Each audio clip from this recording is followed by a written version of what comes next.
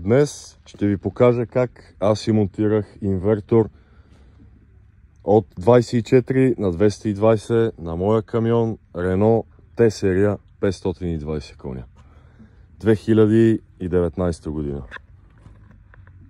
Тъй като инвертора вече е монтиран, ще ви покажа стъпките. За начало ще ви трябват инструменти, кабелите и ето от тази кутия тук ще вземем ток. След като развиеме всички болтове на кутията, ще ви покажа откъде съм взел аз ток. Ето от тук. Взимате ток, развъртате този болт, взимате си кабели, метър и половина, не повече. Също така съм взел минус от това место.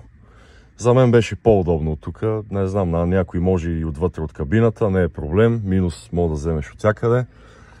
Влизат тук през тези дупки, за да може да излезат от тук. Тази пластмаса на Renault се откача много лесно, предполагам и на други камиони, но това е специално за Renault T-серия. Аз съм ги минал от тук, след време ще ги преминал от тук отдолу, за да не се гледат, не че и така ми пречат. И инвертора съм си го сложил ето тук. Тъй като оригиналните кабели, с които дойде инвертора, са много къси, си купих подобни такива малко по-тънки, може и по-дебели, което е по-добре. И си направих сам клемите, в смисъл купих си ги и съм си ги монтирал сам, точно е така по същия начин. Плюс и минус. След като ви показах откъде минават моите кабели, също така е много важно да си вземете един предпазител, който е 100 ампера моя. И ако нещо има проблем, ще удари първо в него.